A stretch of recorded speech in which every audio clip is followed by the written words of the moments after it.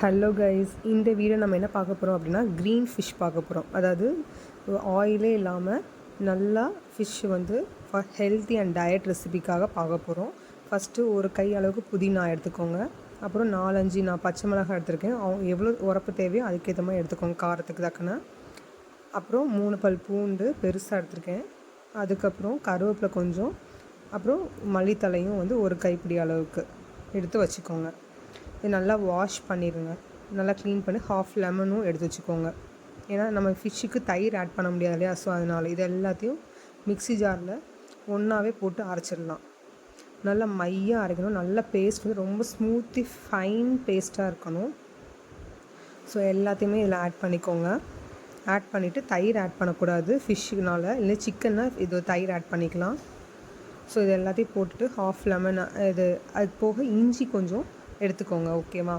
So இஞ்சி வந்து கொஞ்சம் குட்டி குட்டியாக ஸ்மால் பீஸ் தான் கட் பண்ணி மையாக அரைக்கிற மாதிரி போட்டுக்கோங்க.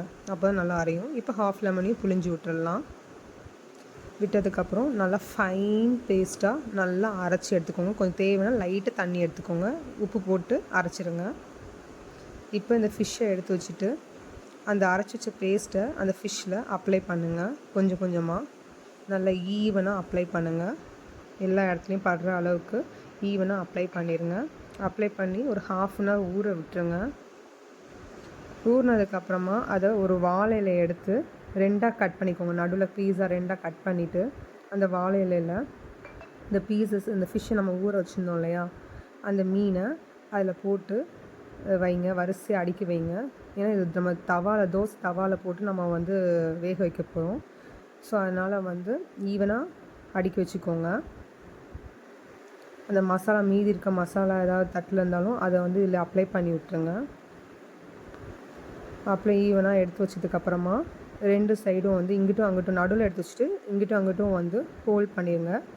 ஃபோல்ட் பண்ணதுக்கப்புறமா எந்த சைடு வந்து கொஞ்சம் வெளிப்பகுதி தெரிகிற மாதிரி இருக்கும் இல்லையா, அந்த பகுதி திரும்பி மறைக்கணும். அதுக்காக தான் நம்ம இன்னொரு 2 பீஸாக கட் பண்ணியிருந்தோம் வாழை இலையை. ஸோ இதையும் வந்து ஃபோல்ட் பண்ணிடுங்க. ஃபோல்ட் பண்ணிவிட்டு ஒரு ஒயிட் நூலை வச்சு கெட்டி வச்சுருங்க. இப்போ வந்து தோசை தவாவை வந்து காய வச்சுக்கலாம் நம்ம. அது கொஞ்சம் ஹீட் ஆனதுக்கப்புறம் லைட்டாக எண்ணெய் ஊற்றிக்கோங்க. இந்த எண்ணெய் 1 டீஸ்பூன் அளவு போதும். அது இப்போ வந்து நம்ம கெட்டி வச்சுருந்த இந்த வாழையோடு சேர்த்து அந்த மீனை வந்து வச்சுருங்க. நான் வந்து இட்லி கொப்பரை மூடி வச்சுருந்தேன். இதை மாற்றி போட்டு திரும்பி வந்து இது 15 மினிட்ஸ் அப்படி ஒன்று, அப்புறம் திரும்பி போட்டு 15 மினிட்ஸ். இப்போ ரெடி. இப்போ க்ரீன் ஃபிஷ் ரெடி ஆயிடுச்சு. ஸோ இதை நீங்கள் ட்ரை பண்ணி பாருங்கள். எஸ்பெஷலி ஃபார் டயட் பர்சனுக்கு இது ரொம்பவே ஹெல்ப்ஃபுல்லாக இருக்கும். அடுத்து ஒயிட் ரைஸ்க்கு போல் நம்ம கவுனி அரிசியை ஊற வச்சுருக்கோம். இதை ஊற வச்சு லைட்டாக கொஞ்சம் மிக்ஸி ஜாரில் கொஞ்சம் 1-2 அரைச்சிக்கோங்க. ரொம்ப மையாக அரைச்சிடாதீங்க. 1-2 அரைச்சிங்கன்னா தான் நல்லா வேகிறதுக்கு ரொம்ப யூஸ்ஃபுல்லாக இருக்கும்.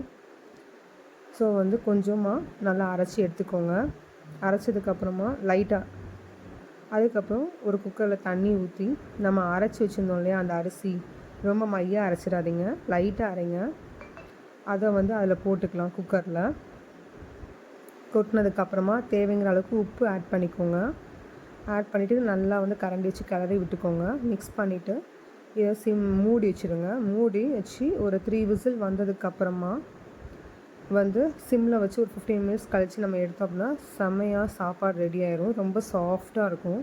இது ரொம்பவே ஹெல்த்துக்கும் நல்லது. ஸோ ட்ரை பண்ணி பாருங்கள்.